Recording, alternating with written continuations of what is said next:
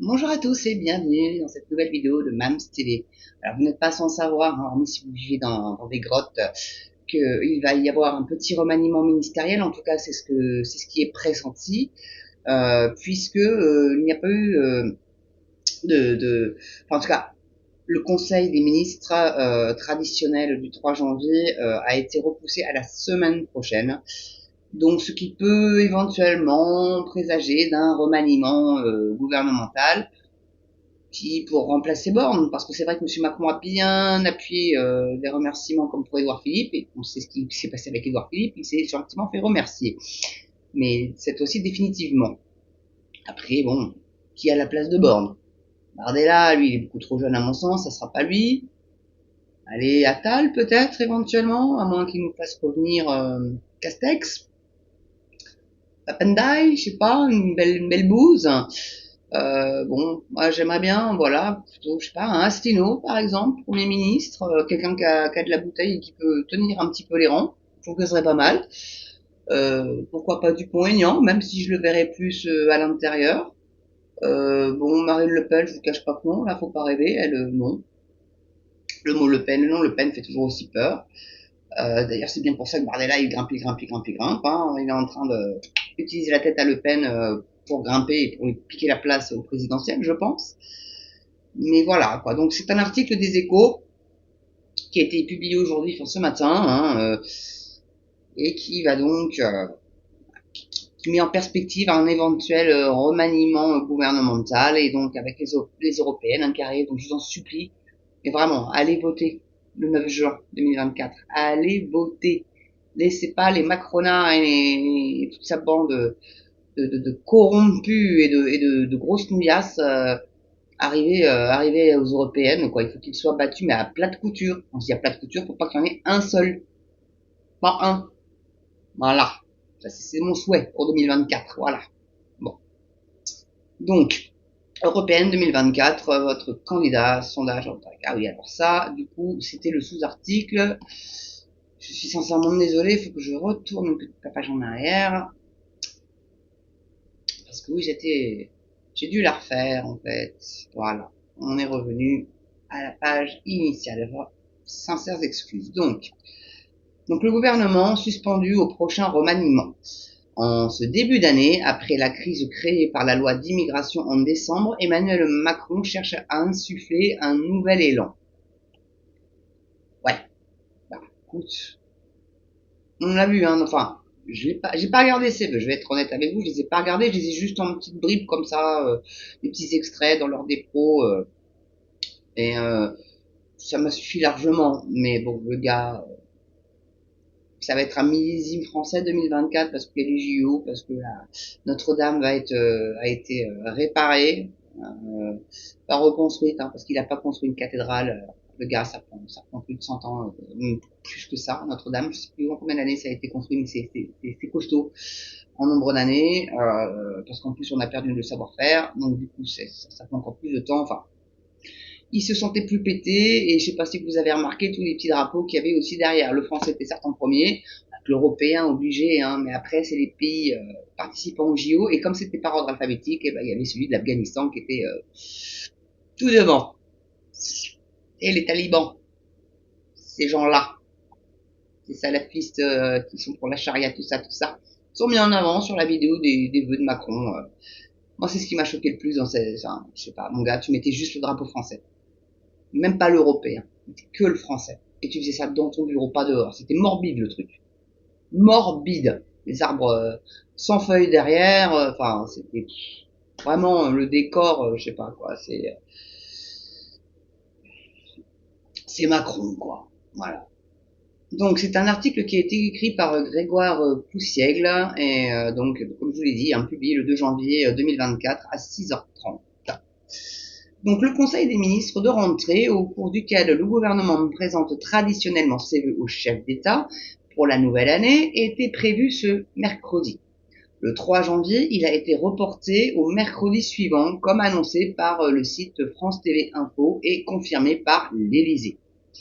Si Matignon ainsi que l'Élysée ne donnent aucune raison à cette annulation et estiment qu'il ne faut pas la surinterpréter, rappelant que la vraie rentrée aura lieu à la semaine du 8 janvier. Elle vient rajouter une pièce dans la machine à rumeurs de remaniement. Oui, bah,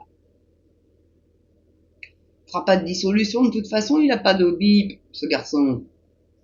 Vous voyez, c'est le garçon dans le pantalon. Et il en est complètement dépourvu.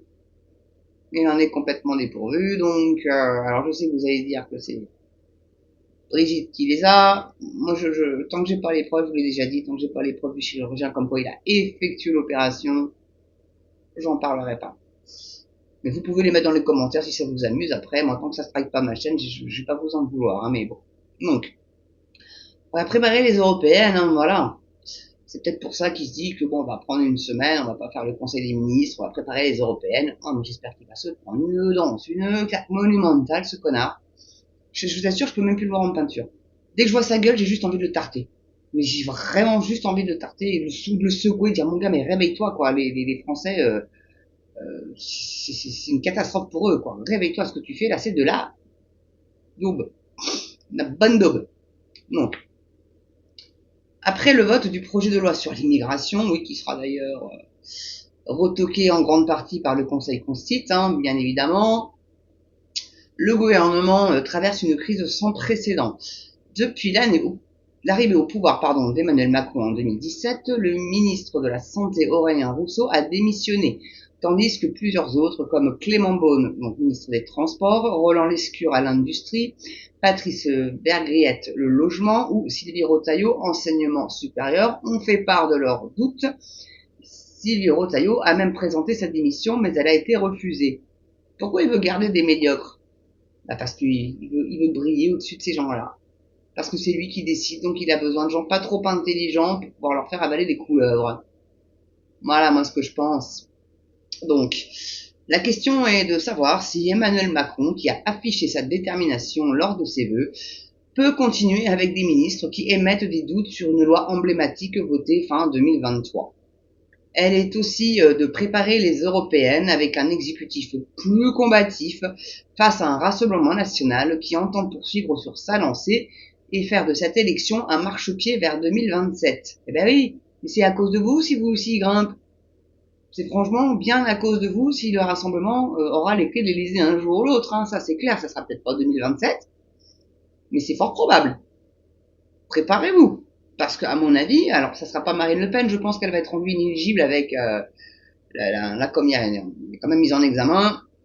Bayrou, il a été aussi mis en inéligibilité, donc je pense que Marine Le Pen, ils vont aller la saquer, mais c'est peut-être une erreur tactique ça aussi, parce qu'il y a le Bardella derrière. Et apparemment, les Français, ils s'en foutent que ça soit un jeune. Après tout, Macron, quand il a été élu, bon, il était quand même plus vieux, hein, mais il avait 38 ou 39 ans. Et là, on en a 10 de moins. Enfin, en 2027, il en aura plus de 30. Bon. Mais il a les dents qui règlent le parquet, le garçon, hein. Donc, il est eurodéputé quand même, hein. Donc, bon. Bon, là, par contre, moi, j'aimerais bien qu'il fasse maire avant, qu'il aille un peu sur le terrain avant de se lancer dans la présidentielle. Parce que là, c'est... Voilà, moi, je trouve que bon... Dites-moi ce que vous en pensez, vous, mais moi, je pense que... J'en sais rien. Tout ce que j'espère, que ça sera pas un Édouard Philippe ou un Darmanin ou un Le Maire ou je ne sais quelle autre espèce de tambouille macronienne qui vont bien vouloir nous balancer au pouvoir, quoi. Parce que bon, c'est Magouille et compagnie, vous avez bien compris, hein, c'est de la manipulation. Là, ils sont tous en train de préparer en faisant des trucs que les Français estiment nécessaires. Et puis bon, Attal, il allait dans l'ombre. Hein, moi, Attal, j'en fais un peu peur, Attal, pour les prochaines présidentielles, je vous cache pas. Bon, il plaît, hein. Mais c'est de l'esbrouf, hein, la baya, etc. Là, c'est juste pour se faire apprécier, pour se faire élire, hein, c'est rien d'autre. Ne croyez pas que une fois qu'il sera élu, le garçon, il retirera ça. Oh non, c'était une erreur. En fait, j'aurais jamais dû. Désolé les musulmans. Désolé les rigoristes. Je voulais pas vous froisser. C'est comme ça va se passer, enfin. À mon humble avis. Mais ça n'est que mon avis. Hein, s'il est partagé par vous, vous pouvez me le dire dans les commentaires, mais vous n'êtes pas obligé de partager mon avis non plus, hein. Ça, y a rien qui vous y force en tous les cas, hein. Donc bon, voilà, il y a les européennes, hein, qui arrivent, hein. Donc depuis Brégançon dans le Var, hein, où il a passé la fin de l'année, Emmanuel Macron a réfléchi à cette après-loi immigration Enfin, c'est ta loi c'est tout ce que le Sénat a durci, le Conseil constitue va l'annuler. Donc, on va se retrouver avec plus d'immigration, des gens qui vont se faire avoir la nationalité française parce qu'ils travaillent en France, et c'est même si c'est des clandestins, quoi, voilà. Gardez le message, venez en clandestin, puis un jour ou l'autre, finalement, si vous bossez, vous serez naturalisé français, mais du coup, comme ils sont clandestins, ils cotisent pas, ces gens-là. Si, comment ça se passe, en fait? Non, mais bon, travail au noir, paye pas d'impôts. Ah, sauf la TVA, bien sûr, hein, quand ils vont faire leurs courses, c'est ça, celui-là, personne n'y coupe, mais moi, j'aimerais bien avoir un petit éclaircissement là-dessus, je vous cache pas. Si vous en savez un petit peu plus, dites-moi, hein, là. Donc, sa réflexion inclut la composition de sa nouvelle équipe gouvernementale avant une année 2024 chargée avec, outre les élections européennes, les Jeux Olympiques de Paris ou encore les célébrations du 80e anniversaire du débarquement en Normandie et la réouverture de Notre-Dame de Paris en décembre. Donc une sorte de zone grise. Le constat est qu'il faut insuffler un nouvel élan, même si un simple remaniement se révèle bien souvent insuffisant après la réforme des retraites. Le remaniement de juillet 2023 était vite passé aux oubliettes du fait de son manque d'ampleur. Eh ben oui. Donc on rentre dans une sorte de zone grise, note un conseiller, c'est-à-dire que le président de la République ne laisse rien entrevoir et les intentions à commencer par le sort qu'il s'entend réserver à sa première ministre et le calendrier de son remaniement. S'il n'a fait aucune allusion à la question lors de ses vœux, les remerciements appuyés adressés à Elisabeth Borne, qu'il n'a pas nommée, ont pu aussi sonner comme un au revoir.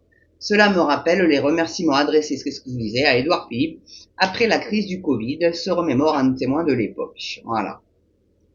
Donc moi, je sais pas. Hein. Moi, je verrais bien un Jean Lassalle à l'agriculture. Franchement, ça serait un kiff. Un Dupont-Aignan ou un Asselineau Premier ministre, comme je vous disais. Moi, et puis voilà, Dupont-Aignan à l'intérieur, ou à la justice, ou... Non, peut-être pas à la justice, à l'intérieur plutôt, puis la justice, là, par contre, ouais. Qui mettent là... À l'économie, je mettrais bien Charles Gave, mais je sais qu'il n'acceptera jamais sous Macron, donc, mais c'est bien dommage d'ailleurs. Mais un grand, ou alors, moi, je sais pas, Toiti, pourquoi pas, un mec qui sait ce qu'il fait, quoi. Mais bon, comme le Macron est au-dessus puis qu'il veut pas des gens intelligents, bon bah faut pas qu'ils rêvent, ces gens-là, ils sont jamais ministériables sous Macron, quoi. Ils sont trop intelligents. Voilà. Mon premier ministre, je sais pas, qui va réussir à nous coller. Je vous cache pas que là, c'est mystère et boule de gomme pour moi. Je sais pas, peut-être je vous dis, peut-être que Darmanin, éventuellement, ou Attal. Ouais, c'est possible. C'est les deux noms que moi, je vais peut-être un petit peu arriver, hein. On va quand même pas aller nous rechercher le Castex ou Papendai, quand même. Pour nous faire ça.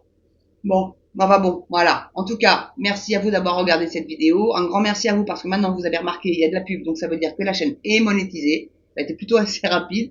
Donc un grand merci à vous. Donc surtout, comme d'hab, hein, la petite cloche, le pouce, l'abonnement, et puis partagez sur vos réseaux si vous avez aimé cette vidéo. En tout cas, moi je vous dis à très bientôt sur Mams TV, et surtout, prenez soin de vous. À ciao sur Mams.